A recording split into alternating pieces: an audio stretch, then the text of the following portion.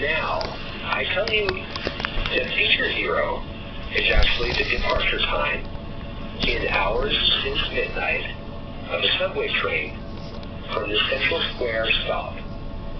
And feature 1 is the arrival time in hours since midnight of the same train at the Kendall Square stop. And that feature 2 is the maximum speed in kilometers per hour that the train reaches when going between the two stops. So we think about that and realize departure time and arrival time are both related to the speed. And it's peak speed, not average speed, but there should still be a relation there. So they interact. Alone, they don't help us know what the speed is, but together they do. Well, the default way to handle interaction in data is to multiply the data points together. So let's create a new data point, 0 times 1. Call it our new feature, and we plot it on the right-hand side against our target, our peak speed, and we draw a line through it, and unfortunately, again, we see it's a flat line. That's the best fit to that fuzzy blob. And sure enough, our coefficient of determination is still very close to 0, 0.014, just over 1%. So we step back again, and we think, freshman physics. The average speed is distance divided by elapsed time, which is arrival time minus departure time. Minus, not times. So now we create a new feature, which is feature 1 minus feature 0. And this will be the difference of those times. It will be the time in hours between the two stops. Now when we create this feature and plot it against the peak speed, we get a very different picture. We get a nice swoosh. And sure enough, the best line that fits through that is very predictive. Now, if you tell me the difference between feature 1 and feature 0, I can make a pretty good guess at what the peak speed was between the two stops. And sure enough, the coefficient of determination of our model now is 0.88, pretty close to 1. So in order to get this performance, we had to take the original features, which were perfectly accurate and full of good information, but we had to transform them so that the algorithm could get the information that it needed out of them. There are lots of different ways to do feature engineering. Some of them are data specific. They take advantage of the fact that with certain types of data, like images, interesting information is stored in repeatable ways.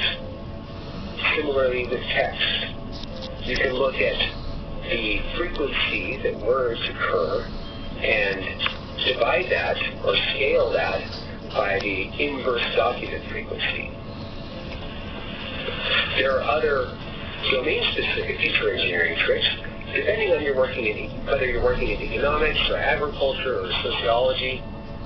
Different things matter. And sometimes you have to take what you measure and do some tricks with it before you get to the thing that matters. Now, you've probably heard about deep learning. It's been used successfully with images and text and audio to automatically learn all kinds of features. Deep learning's strength is that it learns the patterns from the data. And in fact, it's outside the scope of this talk, but I'd like to use it for a teaser. There's another talk that I gave recently that I'll share a link to at the end of this talk on the fundamentals of how deep learning works. At the same level. No math, no code, just some of the basic concepts. Now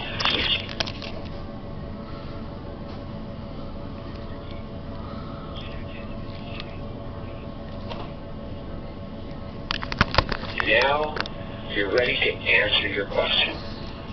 So what you're looking for is whether that answer is clear whether it lets you do what you want to do.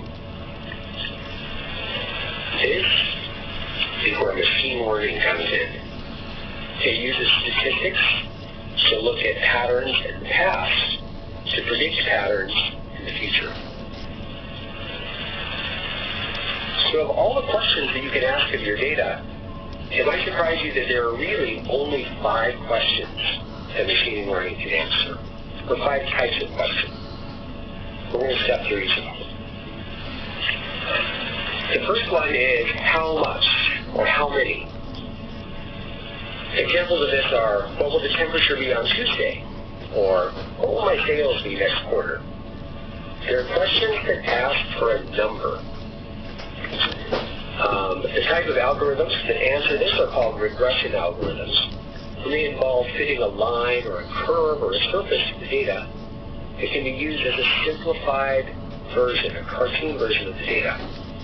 And we'll show how this works in just a few minutes. But how much or how many is a very common question to ask of your data. Another very common question is, which category? If I get a picture, is this picture an image of a cat or a dog? Or if I see a radar signature, of all of the aircraft in my library, which aircraft is probably causing this? Or I read a news article. Of all the topics that I've seen in the past, which topic or topics does this news article cover? This type of algorithm is called classification, and it's used to assign a category or set of categories to new examples. The third question that you can ask of your data is which groups? Which groups does it naturally break down into? This is pretty common. Sometimes you just want to imagine someone gives you a bag full of M&Ms and says, hey, break this into groups that are similar. It doesn't really matter how you do it. You'll probably start doing it by color, but you can also do it by weight, or by diameter, or by sugar content. There's lots of different ways to do it. But however you do it, it can be helpful. So common examples of this are, which shoppers have similar tasted produce? If you've ever watched movies streaming online, you've probably had movies recommended to you. This is a result of an algorithm that asks the question, which viewers like the same kind of movies? And then it'll look and see which movies your compatriots have seen that you haven't seen yet and recommend it to you.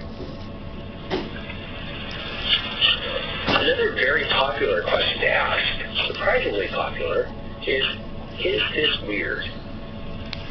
You can have a long history of observations and experience, and it's very useful to be able to identify when something weird happens. Raise a flag and say, hey, I haven't seen this before, or at least not very often.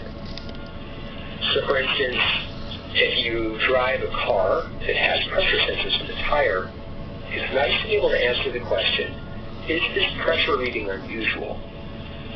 If you have some kind of internet security system, it's nice to be able to answer the question, is this internet message typical?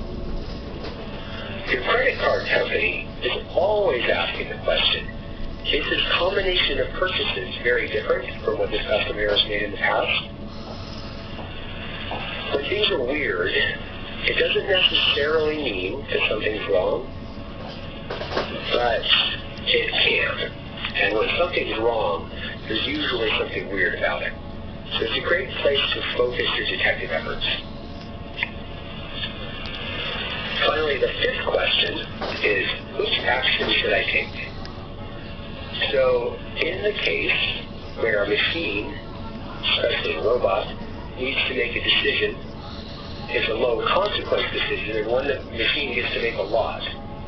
Reinforcement learning is a way to do this and to learn from your experience. So for instance, an automatic temperature control system in the building needs to answer the question, should I raise or lower the temperature? A little vacuum cleaner in your house needs to answer the question, should I vacuum the living room again or stay plugged into my charging system? And then a self-driving car may need to answer the question, should I brake or accelerate in response to that yellow light? This is a little bit different than the other questions, but I'm including it for completeness. We won't talk about it anymore today. So, machine learning algorithms are kind of magical until you dig in. We're going to pull the curtain back and show that it's not really magic at all. It's just a little bit of pattern identification. So, in this example, I walk in to a jewelry store. I have an old ring that my grandmother used to own, and it has a setting for a 1.35 carat diamond. And I'd like to fill that setting. But first, I want to know how much it's going to cost so I can save. So what I do is I go to the case and I look at all of the diamonds, and for each one, I note the weight and I note the price. The first one I find is 1.01 carats. The price is $7,366. I note it, I move on, and I fill up a list of all of the diamonds in the case. What I have here is a data set. There's two columns. In this case, price is my target. That's what I want to predict. The question that I'm asking is how much? How much will this cost? And then my other feature is carats. So in order to go to work here, I first draw a number line that represents the weight in carats. Looks like the range is about 0 to 2. So I make sure that it covers that and draw some intermediate tick marks. And then I draw a perpendicular line to represent price. Again, I see that the range is up almost to $20,000, so I put that in with some intermediate tick marks. And I look at my very first data point, 1.01 carats. And I eyeball a vertical line from 1.01, the carat line, price $7,366. I eyeball a horizontal line from 7,366. Where they meet, I put a dot. That data point, literally, the dot, represents the first diamond on my list. I do this again and again for every diamond on the list. And I get something that looks like this. Now, this is just our data set. It's another representation.